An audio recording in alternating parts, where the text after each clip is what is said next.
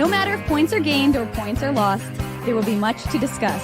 For analysis regarding tonight's Winnipeg Jets game, here are Dave Manouk, Ezra Ginsburg, and your host, Drew Mandel. The Illegal Curve post-game show starts now.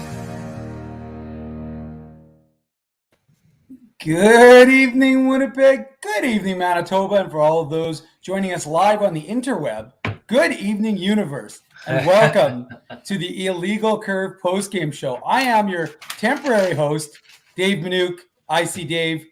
But that is not either Drew or Ezzy. That would be Sean Reynolds of Sportsnet and Kenny and Rennie, who usually follows this show. But we're doing some synergy. We're hybridizing the show. Sean was gracious enough to join me, so I wouldn't be doing a solo Dave Manouk experience. So thanks very much, Sean, for joining us. We're used to you joining us on Saturdays. This is your first post-game experience. So welcome aboard.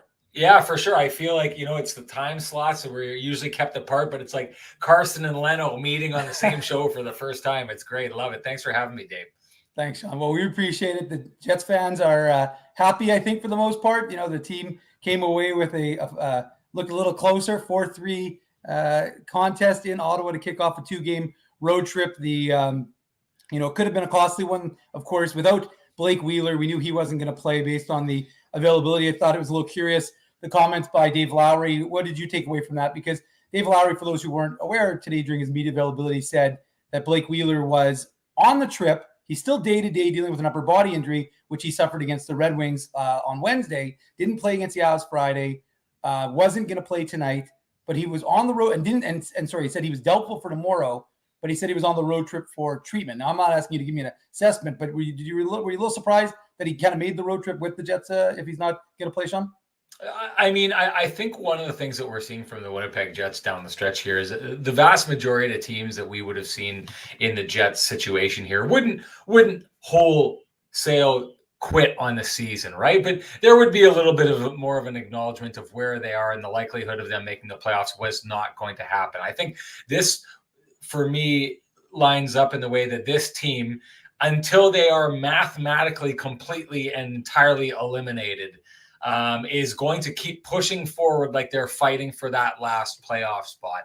And I think the idea of having your captain on the trip with you is something that they don't want to look back and say, we didn't, there was a leadership void and that's why we lost that game in Ottawa or in Montreal or whatever. They want to make sure that they're putting their best foot forward. And I think it would be fairly evident that the way the Winnipeg Jets feel about it is that they're better off with having their captain around on the road trip like this. So yeah, it does seem a little bit strange. And who knows, maybe the more travel you put into this, it makes it that much harder for a player like Blake Wheeler to rebound once he does come back in. I don't think that that's the case. If you're staying with the team and getting treatment with the team, if you can get treatment on the road as much as you can at home, it makes sense for him to go. It's a little bit interesting because typically the teams in the NHL, they don't like to have their injured guys on the road with them, right? You hear all these stories about guys who've been injured and they're out long term. One of the hardest parts about it is the psychological aspect of it, because they kind of just feel like they're entirely removed. They're not part of the group anymore. Clearly, that's not happening here with Blake Wheeler. I would think this is, I don't want to say special treatment, but Blake Wheeler has worn the C for a long time. Kevin Cheveldayoff has made it clear in the past that he's the guy that they've based everything around for a really long time. And that's what they're doing here on this road trip. That's my takeaway. Yeah, and I think that makes a lot of sense, Sean. And again, there's not many games left, right? And the folks are excited in the chat room. They're excited to see Sean Reynolds of Sportsnet. Also have Kenny and Rennie.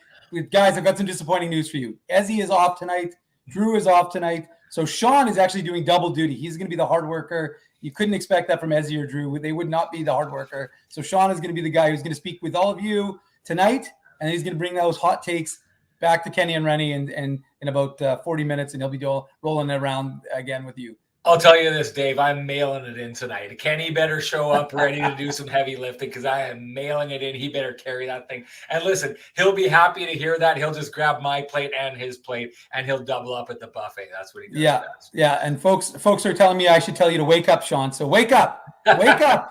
It's time to talk about How the Winnipeg dare Jets. they? How dare Yes. they? What a ruthless crowd you've got. I don't steal other people's catchphrases, Sean. Which, the catchphrase is "Dear Mama" for me, not "Wake up." So I'm not gonna steal Kenny's stuff. But look, the Jets aren't. I mean, you said it, and I think it's. We know that the numbers are bad for the Winnipeg Jets. Their chances of making the playoffs aren't good. But guys don't care about draft picks. Guys don't care about position. Like, people are like, oh, well, you need to fail for, because again, obviously, if you win games, your draft stock decreases or increases, however you want to look at it, depending on your perspective. But guys don't care about that. I remember once someone asked Blake Wheeler about a draft pick, and I'm thinking to myself, like, what does he care about a guy who's going to be here in 5 years? They don't.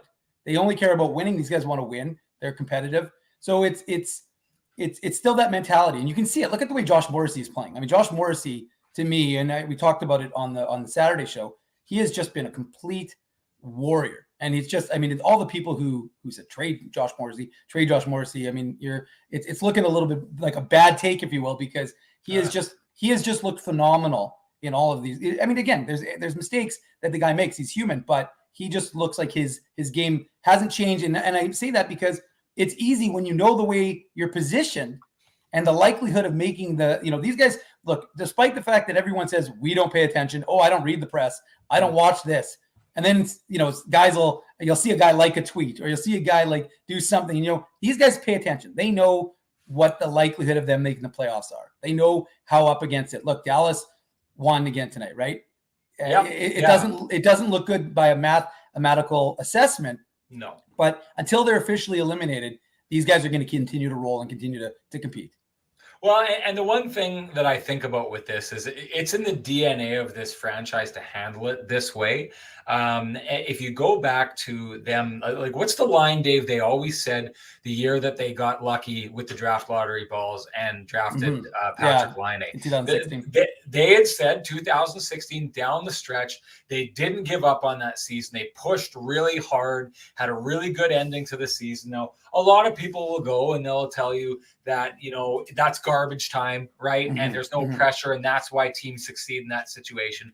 But the Winnipeg Jets at that time, and in the years that they missed the playoffs, pushed towards the end of the seasons. It was a common thing for them to do, because there was a belief back then that they would be a better team the next year by how they handled themselves down the stretch. So we should have entirely expected this of the Winnipeg Jets. They're not a team that is conducting themselves in a way that they're going to tank and that they're shooting for a better draft pick. These guys are trying to establish a culture and use this to maybe, improve the culture or right the culture. And they should be, Dave, because I think a lot of the stuff that we talk about this year is that maybe the culture is one of the biggest culprits of why we find the Winnipeg Jets where they are right now. So, if you're a professional organization, you got to be working to get better. One way to do it is to tank and try and get a higher draft pick. But if you're a team like the Winnipeg Jets, who believe, and they do, that they have enough of the right pieces that they should be competing, then it's not about getting, the 12th pick instead of the 15th pick. It's about trying to create an environment where you understand how to win. Clearly, that wasn't the case with this team this year, and they're going to try and use this time down the stretch to figure that out and hopefully be able to take those lessons into the next season. Okay, well, Sean, before I even get into the game, then, you've just sprung me into another question. I feel like this is a Saturday show, and I'm interviewing you like a guest, but that's okay, because I don't have Drew and Ezzy interrupting me, so I get all the questions tonight. So this is fantastic. This is fantastic for me. This is, like I said, it's the Dave Manouk experience, but it's quality time we're spending together. You know what, Sean? We don't spend enough of it, so this is good. No, but to that end, what do you think in terms of prospects and that idea of, because like you said, there is that balancing act, right? And you're not generally going to pull a guy out who's healthy, but we know that some of the guys, especially the ones on the back end, which is where the Jets have prospects who need to kind of get a look at the NHL level. Do you think that in the final 9 games, especially now, we don't know about Scheifele, there's some question marks on D. Do you think that some of these guys may get a look, especially a guy like Leon Gawanke, had a big goal for the Moose last night, ended up sending them into the playoffs. He'll be won't be waiver exempt next year. So he's a guy you want to get a look at the NHL level. Johnny Kovacevic, also not waiver exempt. The rest of the prospects are all waiver exempt. So even though you want to look at them, you don't necessarily need to right now, including Mikkel Burden. But what do you think in terms of that? Do you think in the final 9 games, we may see some of these guys, especially the ones you kind of want to get a sense at in the NHL? I would have thought we would have seen it already, Dave. And I think that what we were just talking about is kind of the answer to this question. The Winnipeg Jets are going to keep conducting themselves as though they're going to come back in a miracle fashion, that the Dallas Stars are going to fall apart, that the Vegas Golden Knights are going to fall apart, or the Nashville Predators are going to fall apart, and they're going to get over those teams and into the playoffs here, which means they have to ice the team that they feel is going to best put them in the position to win every single night until they're mathematically eliminated. And I think it's, you can't sell your players on let's push, last game. Dave Lowry went in the second intermission and said, what kind of team do we want to be? Let's decide what kind of team we want to be. He's handing it over to the team. Let's go and do this. You can't sell those guys on that and then in the very same breath start structuring your lineup that clearly shows that you don't believe this team is going to make the playoffs and that you're going to get a look at your prospects for the upcoming season. I think we'll start seeing that right towards the end. And to be honest, I think it's going to be a little bit too late. This is one of the negatives of handling the season this way. You didn't sell everyone you possibly could have at the trade deadline. You kind of both bought and sold because you were trying to convince your group you still believed in them and you still believed they were going to make some kind of miracle comeback. So you didn't gain all the assets that you possibly could have. And in a situation like this right now, especially when, we're trying to think what the Jets are going to do in the offseason. Are they going to move some of those prospects? Are they going to move out some bigger names, some established guys, and let the prospects come in and play? You would like to see either the guys that you think are going to crack your roster next year, you'd like to see them play like they're getting out of Dylan Sandberg right now. So it's working out. You mentioned Mark Scheifele gets injured, so you can bring another guy in if he's staying out for a significant amount of time.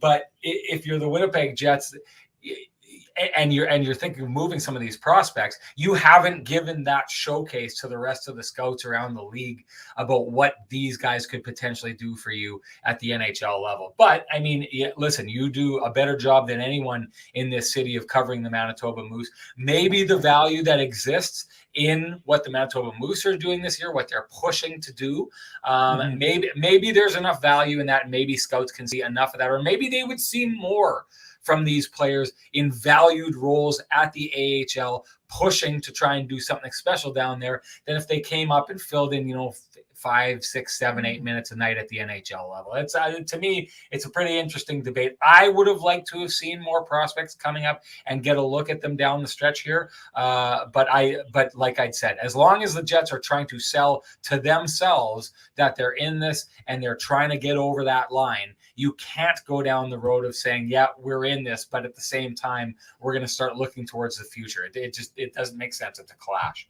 Well, that's a good point, Sean. And now let's get into the game because we've been rolling into a quasi Legal Curve Saturday show. Now we're going to go to the Legal Curve postgame show. And the Betway game recap is brought to you by Betway, one of the most trusted voices in sports betting, both in Canada and all around the world. Betway is a sports betting app that puts you, the customer, at the forefront. With a large selection of betting options in sports, as well as strong promotions and fair odds, what are you waiting for? Head on over to Betway and bet your way. You must be 19 years or older to play. Please play responsibly. Well, Sean, first goal of the game goes to the Ottawa Senators, Josh Norris. Now, he's been a revelation. We had Ian Mendez on the Saturday show talking about him. And, I mean, Josh Norris has been he's just been such a breath of fresh air. The only problem with the Senators is, as Ian told us, he's going to need a new contract. And with 32 goals on the season, what can you say about this young guy for the Ottawa Senators? I mean, the one thing I find interesting about this Senators team is I wonder if it goes back to the roots of the Canadian division last year, but they seem to play the Jets really well. They seem to know how to kind of diffuse the Jets forecheck. But the other thing that they do really well, and I guess maybe this isn't just the Ottawa Senators, maybe this is most teams in the league against the Jets this year, but they do a really good job of getting inside on the Winnipeg Jets. And that first goal is a perfect example of that, them getting right to right to where they need to be to just pot that puck. it's an interesting team. This team and the young guys, and Norris is a perfect example of that. And Brady Tkachuk obviously had a great game. These are really young guys taking responsibility, and these are very valuable years, I think, for them. Along the lines of I got thinking today. Sorry, I'm kind of going all over the place here, but I got thinking about Tkachuk and how young he got the captaincy, and then it had me start thinking about guys like Gabriel Landeskog and Jonathan Toews, who got their seasons. I believe both were teenagers with their teams, right? And I remember thinking that was ridiculous and it was going to be a disaster. And that's not the way it turned out. And so it now had me thinking, like, will Brady Tkachuk be this player that we look down the road and think they saw something, that was special about him, and maybe he'll end up going and having one of these kind of careers with really good teams. And the one thing I do think is, when you see these teams, what I saw from Norris tonight, what I saw from Tkachuk, what I saw from, Brandstrom, kind of, we've been waiting for him to kind of arrive. Mm-hmm. We remember they felt like that we felt they kind of fleeced the Golden Knights a little bit when they picked him up, and then he didn't arrive in the NHL right away, which is common. Ville Heinola boosters, it's common for this kind of stuff to happen around the league. But I got the first real taste of him tonight in the way that, okay, I see what all the hoopla was about this player. But I take a look at these experiences they've had against a Jets team like this that has as much skill as they have, and a goaltender like Connor Hellebuyck. And I think they're getting, they didn't finish where people thought they were. I think some people thought they could actually push for a playoff spot this season. Clearly that didn't come close to happening. And a lot of people, I think the stands, Dave, every time the cameras pan the stands tonight, tell us a little bit about how frustrated fans are with that team and the lack of success. But I look at a game like tonight. I look at the last time they played the Winnipeg Jets. I think these are games that are going to allow these young players to learn a lot of valuable lessons that down the road, if they can start figuring things out, could make this a scary team. And, to your point, Norris at the beginning of the game, I thought was a great example of that. Yeah, and this is not breaking news by any stretch of the imagination, but Mitchell Clinton of Jets TV reporting that Mark Scheifele will not play tomorrow. Sean, that comes as no surprise. We'll talk about we'll talk about what happened to Mark Scheifele in the second period. And to be honest with you, there's almost, so I tweeted the video. I don't want to jump too far ahead, but I tweeted the video, and I cannot.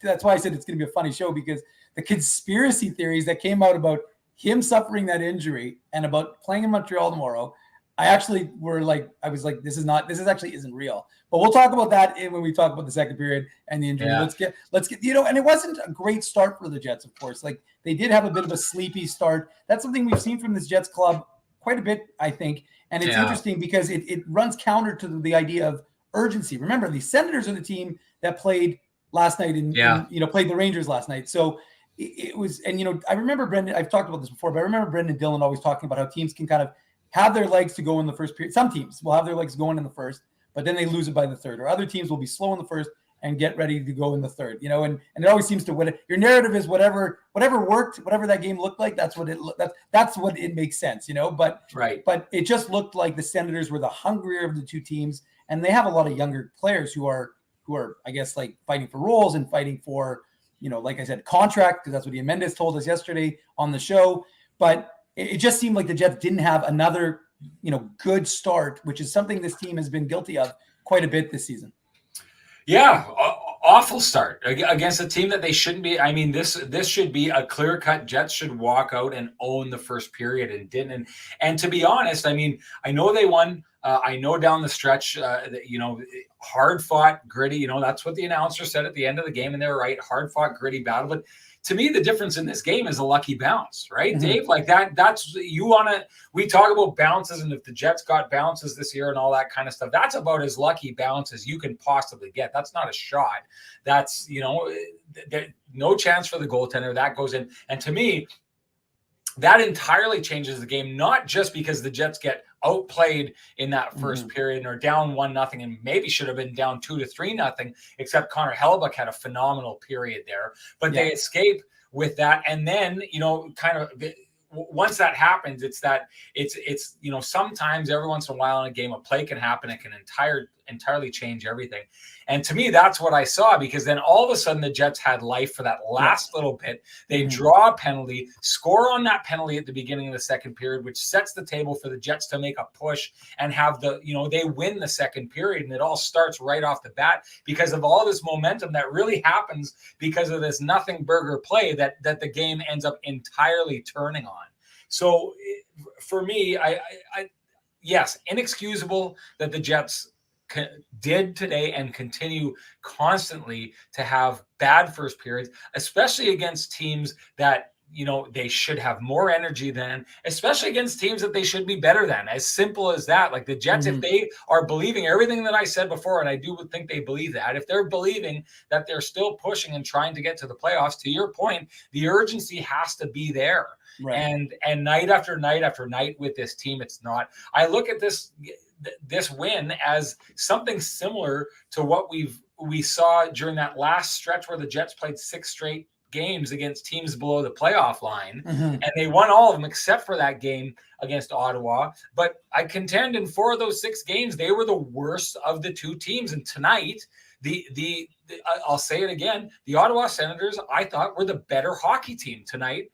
The Jets were the luckier hockey team and built off that luck. Now, give the Jets credit. They're that kind of team that if they can get momentum on their side, I think the Jets can do more with momentum than most teams can do. So you got to give them credit for that. But then you should also be a team that should push and create your momentum more often so that you can capitalize on it. So, I mean, I look at this game here tonight and yeah, again, at this time, if you're pushing for the playoffs, we've already seen it, Dave. Like the numbers suggest that the Jets could run the table and still not make the playoffs. That's what we're looking at here. Yeah. So to me, the argument about just win, baby, or just get the 2 points doesn't really matter anymore because it's probably too late for that argument. So it should start to revert to being about how they played this game, how they did. And the fact of the matter is a bottom-feeding team outdid the Jets on this night.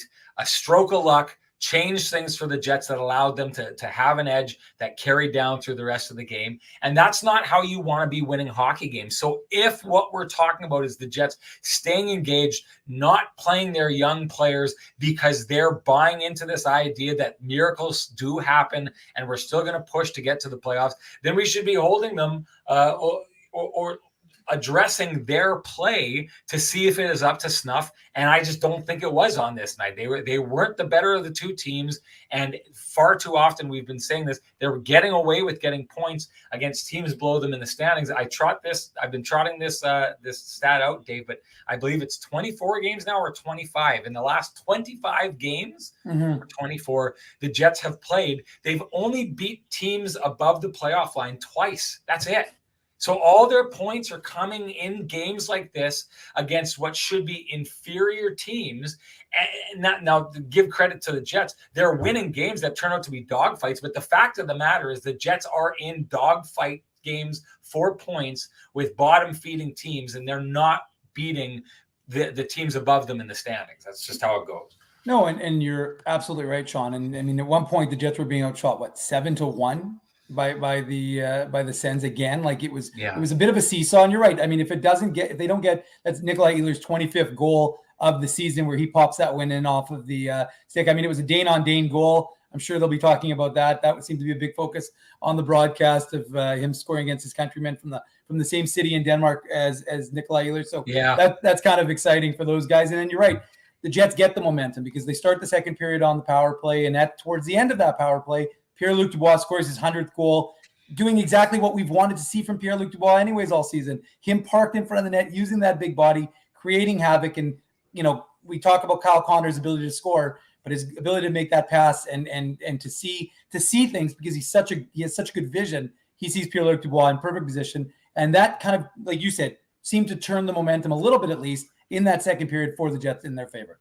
Entirely. And one of the subtleties of that goal is Zach Sanford, who basically essentially box out the other defenseman. I'm looking at that goal and I'm thinking, Pierre-Luc Dubois redirects the puck and gets the goal, but Sanford almost redirects it right before it gets to him and gets the goal. It looked like it was going to be a goal regardless, but to beat Kyle Connor and have two players in a premium spot to pass to redirect, the puck in the net and not really give the goaltender a chance. How does that happen? Well, it happens because one, Pierre-Luc Dubois is a big boy. Two, Zach Sanford is a big boy. Three, Zach Sanford does a good job of getting in the way and creating a bit of a wall there that the Ottawa Senators defenseman gets on the wrong side of. That's the kind of plays we need to see more of from this Winnipeg Jets team, getting into the front of the net and scoring. That's the stuff that we need to see from them. The majority of the interior stuff that I feel like I've seen since Dave Lowry came in, and the Jets have done this to fairly good effect, but have been point shots that they've been tipping in the front of the net. That's another way of getting to the front of the net. And, if you can get to the front of the net and get the puck there, good things are going to happen. But one of the things that I don't think we've seen a lot of is the kind of goals that the Senators were scoring tonight, grinding it down low, just tossing it into the crease and jamming it home. Hey, that's how they lost to the Detroit Red Wings the other night, right? Mm-hmm. Just a down low play, jam it in front of the net and jam that puck past the goaltender. It's how Nick Ehlers scores to tie up the game against the Colorado Avalanche. I think that's one thing that would be interesting to examine down the stretch here and get the numbers on how many of the goals that the Jets have scored like that. Like, that's the kind of those are the kind of goals that I think Dave Lowry has been trying to convince the Jets to get to the front of the net for. And I don't know that they've done a lot of the low to high, or not even high, just the low to the front of the net to jam it in kind of scoring that they've done. Like I said, most of it seems to be coming from point shots that get tipped in, but then they've still got the element of what you saw tonight in Kyle Connor's goal and their ability to find seams and score from the perimeter. That's how this Jets team likes to score. It's how they've been trying to, their coaches have been trying to convince them away from it and get them to get closer to the net. But that kind of goal that you saw from Pierre-Luc Dubois, that is created by his grind and Sanford's grind, that's the kind of stuff that you probably want to see more of from this Jets team. Well, and speaking of seeing more from the Jets, Paul Stastny, he's turning back the clock, Sean. I mean, he's not exactly a young guy anymore, but he scores his 19th goal of the season, which as I chronicled on Twitter, he hasn't had, this is the most goals he's had since 2013-14 when he scored 25. And, Paul Stastny is like a breath of fresh air for this Jets club. I mean, we know what he can say. He speaks his mind. He's pretty much calls it the way he sees it when he's, in his media availabilities. And he really seems to be, an important piece in terms of a leadership role. Even though he doesn't wear a letter, just in what he's able to do. And like I said, he's getting it done even at 36 years of age. He 19 goals, nothing to hold your nose at least for the Winnipeg Jets club, who haven't had a ton of scoring. Yeah, and it's just all the other little things that he does right. Like the Jets would be fine, and I'll tell you this, any other team in the league that would go pick him up would be fine with him not getting the scoring that he's getting this year, because I don't think that's what you feel you need from him. But the fact that you're getting that kind of offense from him, that would be unexpected, because it's, like you're saying, he's turning back the clock almost a decade to do it. It's just all those little things. I mean, Dave, when there's an important face-off to be won, who's taking that face off? It's not Pierre-Luc Dubois. Usually it's not Mark Scheifele. They're getting Stastny in to take that draw when it's most important. And it's just the little subtleties of what he does on the ice. How often does he take away pucks, force turnovers?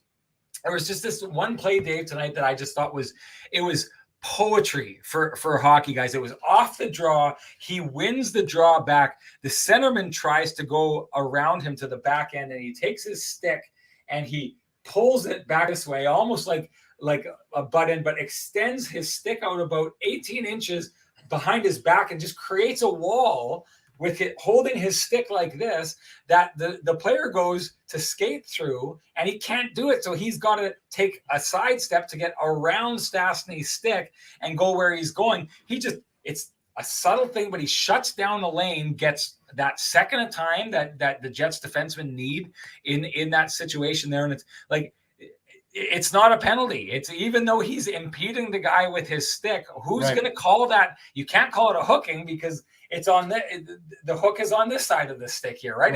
That's where my stick was.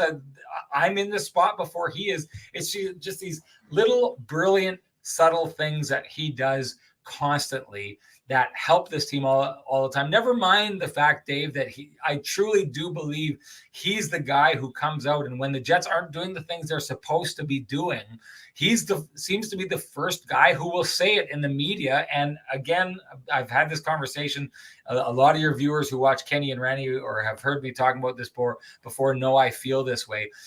When teams are honest with themselves in the media, I think that, one, it helps us because it leads to great talking points. Two, it helps the fans because then the fans get to understand, especially in a lot of situations where the fans can see that there's an issue and the team ignores it, and that drives fans nuts. Exactly.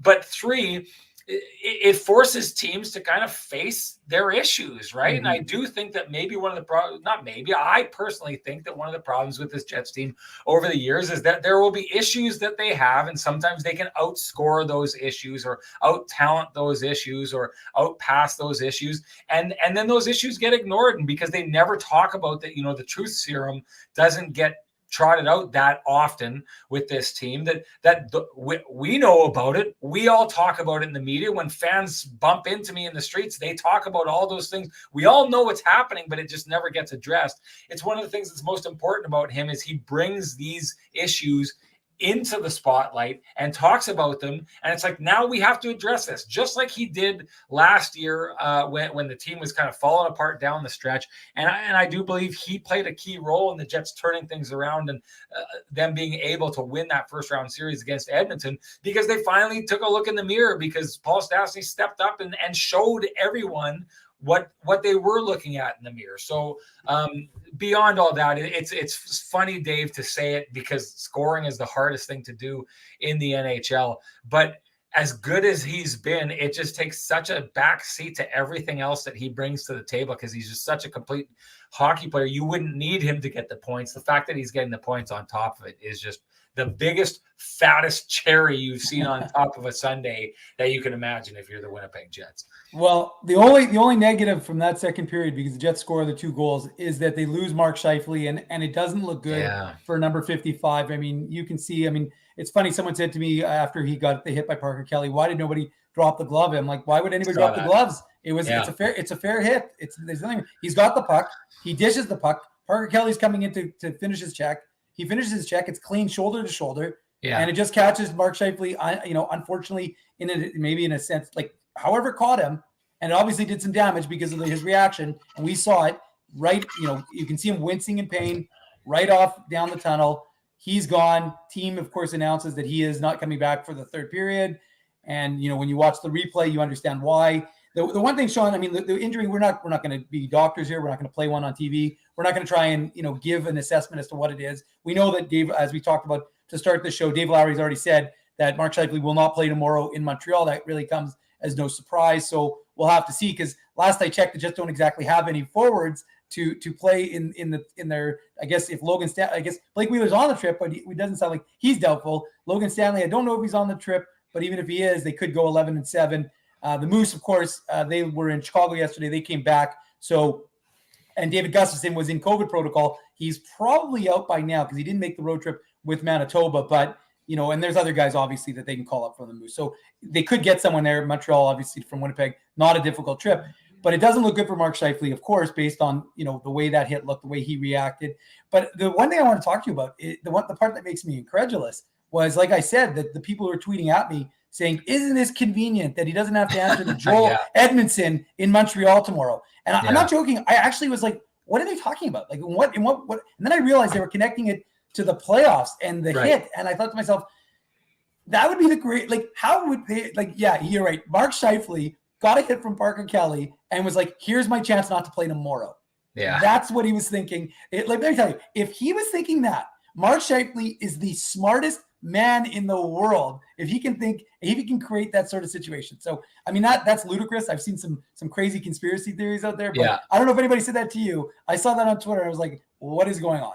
No one said it to me, but I saw it. And beyond this being the smartest man in the world, if that's what he was thinking, the greatest actor in the world. And so here, you had said, Dave, we're not doctors. We're not going to speculate. I am definitely not a doctor. I am going to speculate because to me, it very much looked, so I playing in a hockey game, dislocated my shoulder really, really badly. And everything that he did in that moment reminded me of what happened when that happened to me. Okay. Because he gets hit. His initial instinct, he gets hit and he turns to go to skate. And then you can see it's that thing, like when you get hurt, your brain doesn't immediately recognize that you got hurt. And then all of a sudden it's like, ooh, something's wrong. So you see he gets hit, he turns, there's like a half-second pause, and then all of a sudden he goes, like this. And then you can see what it looks to me like he's trying to do is he kind of grabs at his arm and does this and rolls. It looks like he's trying to put his shoulder back in its socket when he does that. And so I know what that feels like. That's your first instinct. I've done the same thing. I was playing basketball one time, Dave, and I had my hand on a guy and he did like a pick and roll and rolled off, and my thumb went with it and flopped backwards. And the first thing that you do when you dislocate something, your body, it's instinctual for you to grab it and try and put it immediately back into place. Because your body doesn't want things not where they're supposed to be. So you can see the first thing that he does is kind of trying to hitch it. And to me, it looks like he's trying to put his shoulder back into place.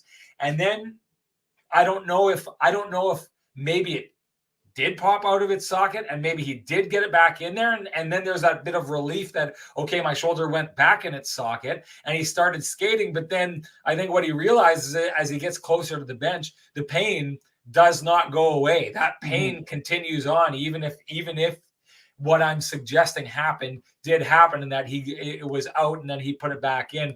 But I can tell you this right now, the feeling of that shoulder being out of your joint, the one thing that you do is you drop your body down like this because it eases the pain of the joint hanging out of the socket. And you can see he skates straight off the ice. He goes to the bench. He does this. But when he's walking down the hallway, he is kiltered this direction and he's walking like this down the hallway.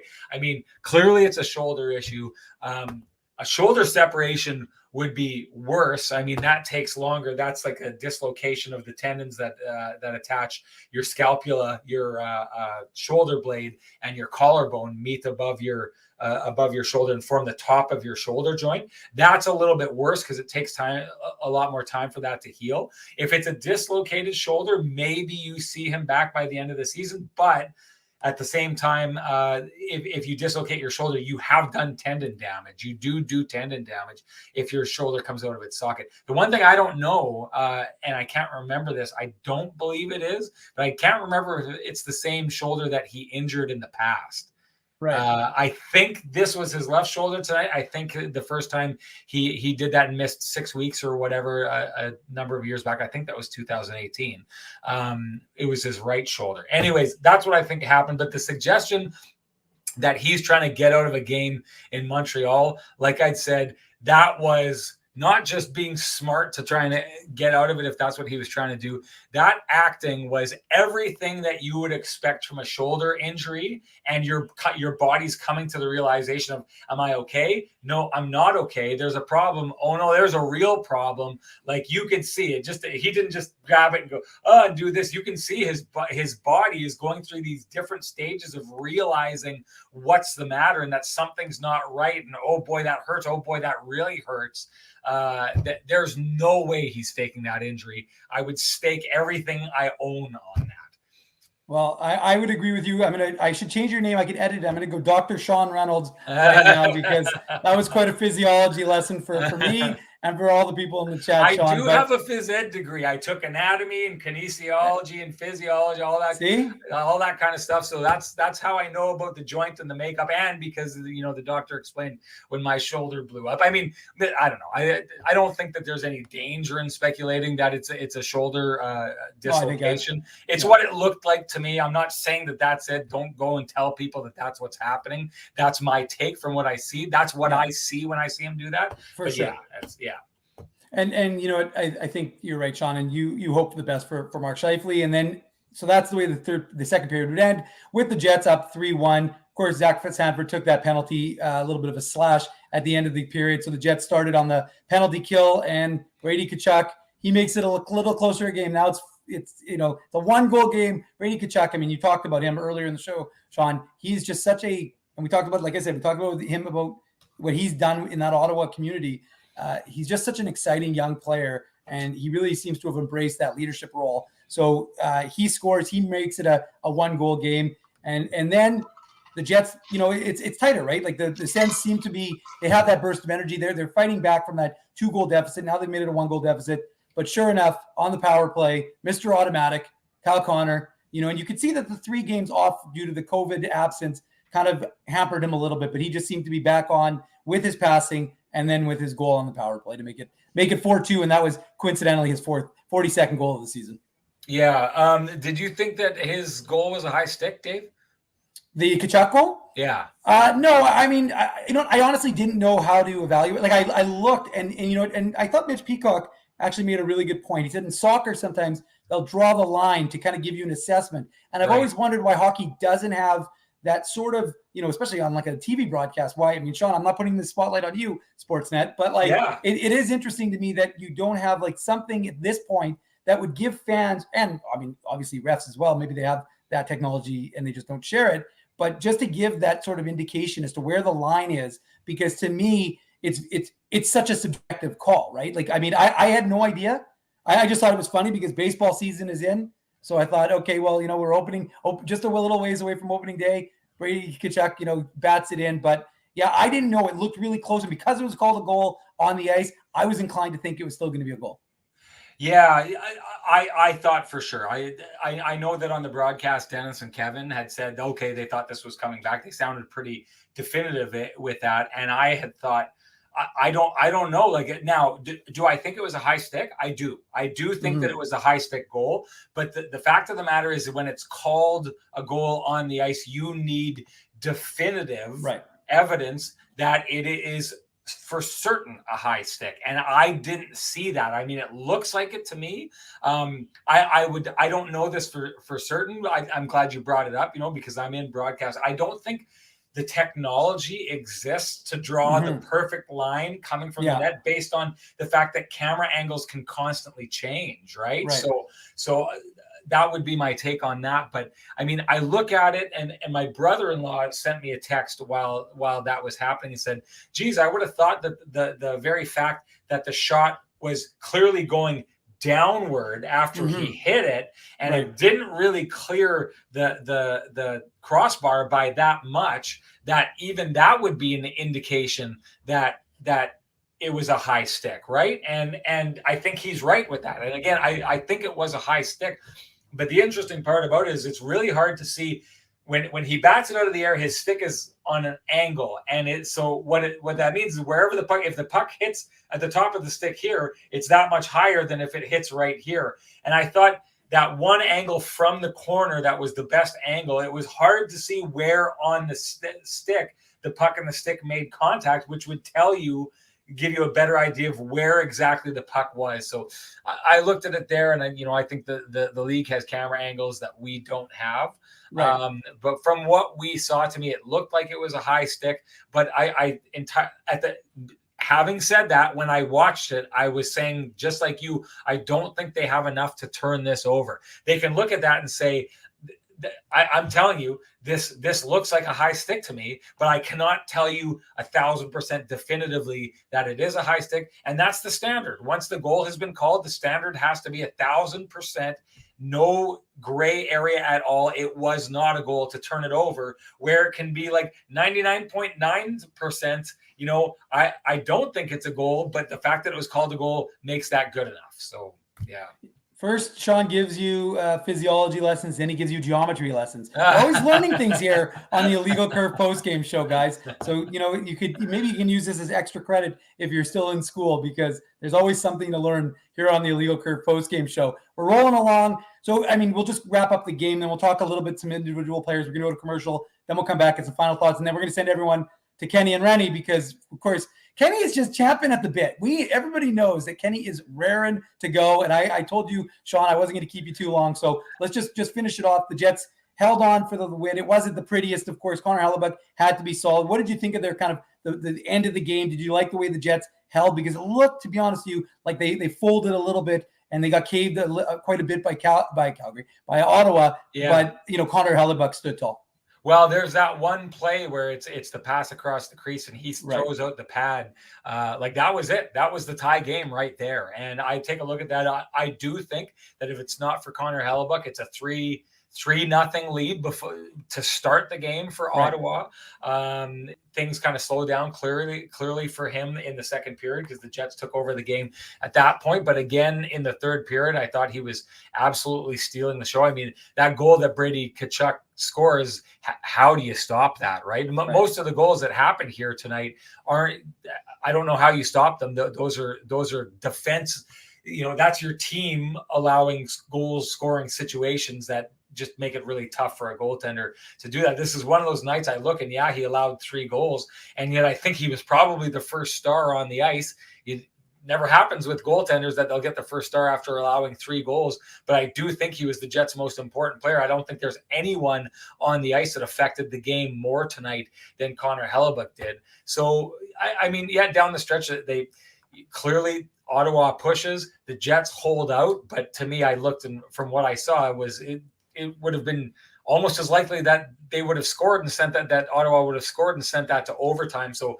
I mean, I don't give the Jets a whole ton of credit that they shut things down. They got hemmed in their zone for about 3 minutes there. The one thing I thought was interesting, and here, this is you are lucky you were playing the Ottawa Senators because they don't have enough depth to put out 6 guys to try and score an empty net goal with a goal with your goalie pulled. And then they don't have another 6 guys to go to, right? Because if you were playing the Colorado Avalanche and you would have hemmed the Winnipeg Jets in there and the way they did for like a 2-minute shift and those guys were gassed, well, Ottawa called a timeout at that moment, which was massive for the Winnipeg Jets because they had nothing left. If they would have just gone back down the ice and dropped the puck and been able to switch their 6 forwards out and go out, it would have been 6 fresh bodies against 4, or 5 dead to the world Winnipeg Jets players. This is another one of those things. This is a bottom feeder team, and maybe the Jets got away with it tonight because they're a bottom feeder team and they don't have another 6 guys to put out on the ice in that situation. But I mean, overall, I come back to what I said earlier in the show. I still think that the Jets were the second best hockey team on the ice tonight, but they're the better scoring team. They're the more opportunistic team. It's what we've seen from them a lot this year. We did a story, Dave, on one of the last broadcasts that we did about the Jets being this team that is able to pull off wins in games that they're not the better team. What we found was in over half their wins this year, the 33 wins before tonight, I believe tonight's makes it 34, but in over half their wins, they've been outshot by the other team in 17 of them, over half, outshot in the slot in 17 of those games, and outshot in tight in 13 of those games. So the Jets are a team that knows how to win games that they are not the better team in, and tonight is another example of that. And it goes to show you that they've got a moxie with teams below them in the standings that those other teams don't have, right? I'm gonna tell you, Mark Scheifele is probably going to get it done more often than Tkachuk is going to get it done when it comes to putting the puck in the back of the net. And if you're going to bring up Norris, Nick Ehlers is going to do it ahead of him. And Pierre-Luc Dubois, you can match him against someone in that team, and he'll do it more often. And Kyle Connor, you can match him up with anyone, outside of 10 players in the league, and he's going to do that as well, right? So the Jets have the guys who can go out and get it done offensively that these other teams don't. And that's been the difference in these games. And Connor Hellebuck has been the difference when you've got a good goaltender who keeps the puck out of your net and guys who can get, score with just that 1 or 2 chances, and that's all they need. That's been their recipe for winning. What we've learned, Dave, it's not a recipe to get into the playoffs. Okay, Sean, well, we're going to end the show segment here just quickly. What are your thoughts about Dylan Samberg? Paul Odette's going to learn how to spell Samberg right. I'm not going to shame him, but it's no N in Samberg, Paul. But what did you think of Dylan Samberg, number 54? His 8th game in the NHL, and he just looks like he's fitting in more and more. It's something we've seen at the Moose, but he just looks more and more comfortable at that NHL level. Yeah, he's come looking baked in. Like he looks like this is what we can expect from him. He's an NHL player. Keeping him out of the lineup, I don't think there's any more need. I don't think there's an excuse to say we need this guy to go down and grow his game. He's here. He's arrived. He's shown that he's an NHL defenseman. He's got the toughness factor. He's great at defending. He doesn't make the mistakes that a lot of the other younger players make coming into this league, that players like he doesn't look anywhere near as mistake prone as Stastny is. Scheifele has made some big mistakes that cost the Jets at least that one game in Philly. You don't see that part in Sandberg's game. There's no excuse at this stage to keep him out of an NHL lineup. So yeah, what I see from him is a guy who's entirely arrived and really doesn't need to go anywhere. And that first pass that he made in the first period was spectacular, right? I mean, right onto the stick. I mean, he's a remarkable young man. And like I said, he needed to get some experience, some growth at the AHL level. And I don't think it's a bad thing. He's going to get a huge benefit from the Moose run. We'll talk about maybe I might be talking about the Moose run. We'll see, because I know I've already overextended my welcome with you, Sean. You're overtime already. We're already 2 minutes past. Haven't finished the show. Haven't finished the commercial read. Haven't gone to commercials. Folks are enjoying the Manute and Reynolds show, or Reynolds and Manute show. It doesn't really matter what we call it. We got something going on here, Dave. We got some good chemistry. The boys are going to be worried. There's 3 guys right now who are watching this and thinking, why do we need to go to the Kenny and Rennie show? Maybe we'll just keep this. We'll do some sort of weird amalgamation. But I'm going to go to commercial because we have to at some point. We have to pay the bills. So I just we'll just end that segment. That was the Betway game recap, which is brought to you, not surprisingly, by Betway. It's simple, fun, and safe to bet with Betway. So head on over to Betway and bet your way. You must be 19 years or older to play. Please play responsibly. Now we'll go to commercial break because, of course, like I said, there are lots of commercials. But thank you, Sean. Sean, are you going to say something?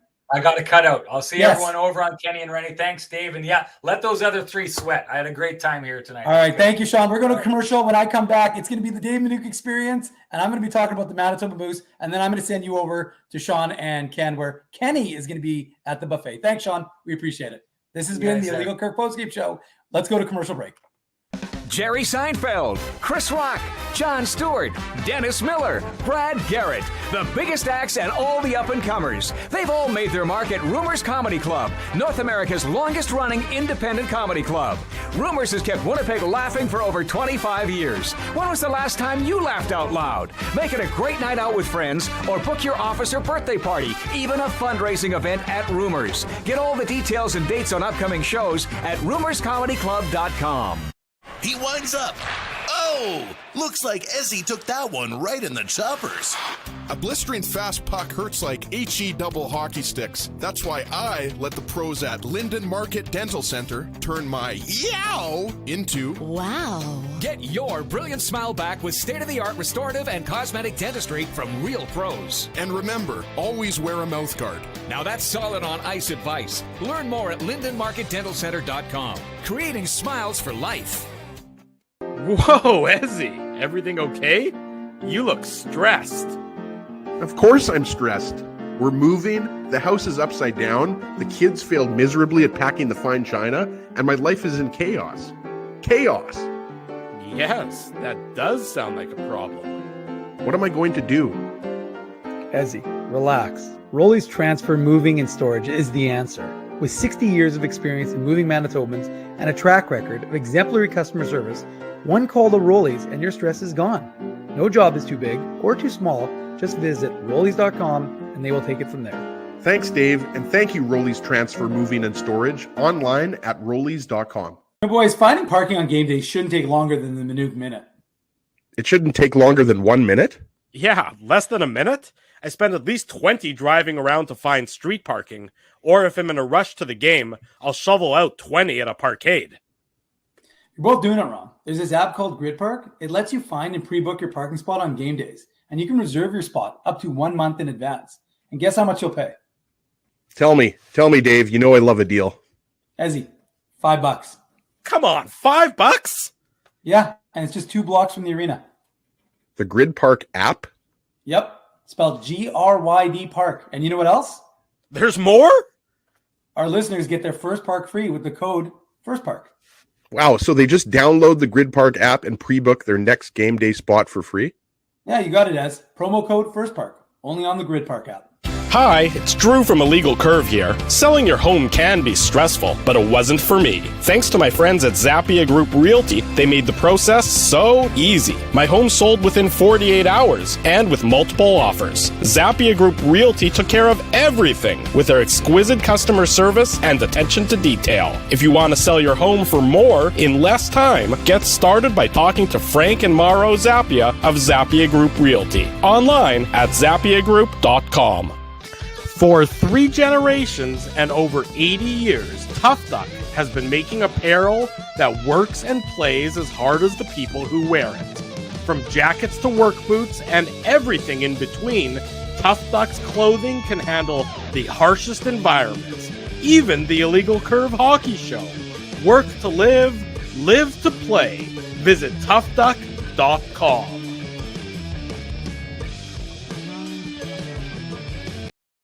Welcome back to, I guess, the Dave Manouk experience.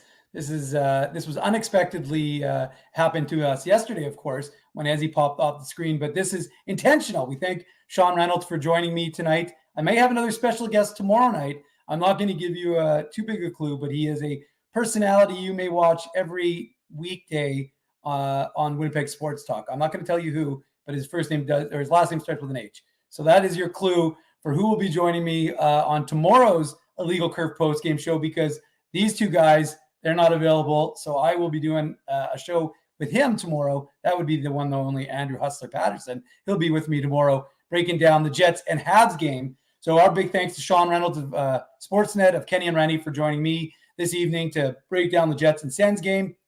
But of course, folks, I'm not gonna promo myself and give myself my own Manouk Moose minute, because that's a little gauche. So I'm not gonna do that. But we are going to talk about the Moose, because they did something that we haven't seen very much of since they've returned to the city of Winnipeg, but that is they clinched a playoff spot. We didn't think that they were going to be able to, of course, because going into the game against Chicago last night, they had lost. They got pumped by the Milwaukee Admirals on Friday night, 7-2. So going into the weekend, we were informed, or we were told, because the AHL does a really good playoff kind of segment on their website where it tells you what the necessary points are for teams to clinch, win the division, that sort of thing. We were told that the Moose were going to need 3 points to win, to get a playoff spot coming into Friday's action against Milwaukee. Of course, they didn't win, so it looked like they were going to have to wait till they did it this weekend back home in Winnipeg when they were playing, I believe, Rockford on Friday, Saturday. Kind of a weird start. They play 2 o'clock. I know it's Easter weekend, also Passover weekend, but they're playing at 2 o'clock on Friday, 2 o'clock on Saturday. You can get tickets to that game if you'd like to see some Jets prospects in a really good AHL club. But the point is, the Moose, we thought they weren't going to get a chance, but there was an amendment. We talked about it on Saturday's show. Late, of course, that was just with Ezzy and I. The Moose only needed the 1 point to get in, so it was going to be an important game against the Chicago Wolves. Now, this is the division-leading Chicago Wolves, who are just a phenomenal team, seem to have the Moose number so far this season, and it was a very tight game. Mikkel Burton was in net. Not a lot of changes to the lineup for Manitoba, but they ended up even through 40 minutes. And then Ville Heinola, not really his fault, caught an edge on the power play. Chicago turned it up. It was a 3-on-1, and they scored. So it looked like not such a good news for Manitoba, even though they had dominated. They really had dominated for most of the game. So it was looking really good for the Moose. But, of course, like I said, they make one mistake, and it ends up in the back of their net. But Leon Gawanke, who, as most of you will remember, Saturday morning I was talking about as a guy who probably merits a recall by the Winnipeg Jets if they need a right shot defenseman, simply because he is no longer waiver exempt, and you're going to want him playing for the Jets to see what you have at that NHL level. Leon Gawanke ties it up with just over 2 minutes to go. Beautiful blast from the point. So he ties the game. The Moose lose the game, but it doesn't matter because that 1 point was sufficient. They lose in overtime, I should clarify, but it doesn't matter because, of course, because of that one game, they were able to get into the playoffs and clinch a playoff spot. They still have a chance to set the all-time Moose win record. That's important. I'm blocking spammers while I'm doing things. Actually, I just highlighted the comment. That's even worse. So now I got to block it. Oh, shoot. I just this is what happens when you're running a show by yourself, guys. I just did it myself. And unfortunately, I somehow put that comment on the screen. That's even worse. Drew's going to fire me as host. Luckily, he's not back yet. Anyways, point is the Moose clinched. Really good news for this Moose club. I mean, look at the list of prospects who are going to be playing for the Moose in the Calder Cup. Ville Heinola, Dylan Sandberg, Johnny Kovacevic, Leon Gavanke, Declan Chisholm, Simon Lundmark, David Gustafson, Morgan Barron, Christian Vesalainen. These guys aren't prospects, but they're homegrown. Jeff Malott, Christian Reichel, Mikkel Burden, and potentially Arvid Holmes. So there's a lot of guys. And just to remind everyone what Mark Morrison, head coach of the Moose, said to me after one of the Moose post games last month. Some people say 2 rounds of the playoffs is like a season of games. So, this is going to be a fun run in the Calder. I think the Moose are an excellent team. There's a very good chance that they could go extremely far in these playoffs. So well worth paying attention to this Moose club, specifically because they're a good team and they're a very close team, but also because of all the Jets prospects on this Manitoba Moose club. So it's important to give these guys a follow because, like I said, you learn a lot about these guys and what they're able to do at the AHL level. And then you see what you make that jump to the NHL level. So that has been my kind of Manuk Moose minute. I've never done a solo Manuk Moose. I guess maybe yesterday unintentionally did one. This was an intentional solo Manuk Moose minute. So thank you everyone for sticking with us. And most of all, big thank you to our sponsors of the Illegal Curve post-game show who make the post-game show, the Saturday show, and the website illegalcurve.com a possibility. They are Rumors Restaurant and Comedy Club, Linden Market Dental Center, Zappia Group Realty, Betway, Bernstein's Deli, Tough Duck, Boston Pizza, Seagram's, Rolly's Transfer, and Grid Park. Support these fine businesses because of their continued support of Illegal Curve Hockey. I want to thank everyone. See Frosty Winnipeg. He gives me that little heads up as to who I'm supposed to thank. That way I don't forget. But I just want to thank everyone for sticking with me. I appreciate all the support. I hope I don't do too many more of these Dave Manuk experiences. So really everyone should head over to Kenny and Rennie and join Sean and Ken. They're going to do some more Jets breakdown. Hopefully Sean's had a chance to catch his breath. He was great. We really appreciate him joining us. We'll have Andrew Hustler-Patterson on tomorrow's show, on tomorrow's Legal Curve post-game show. You can go to illegalcurve.com and, of course, read everything about today's game and all the latest Jets and Moose news. That's on illegalcurve.com. Smash that like button before you go. And we just want to thank everyone for being part of tonight's Illegal Curve post-game show broadcast. Have a good night, everyone.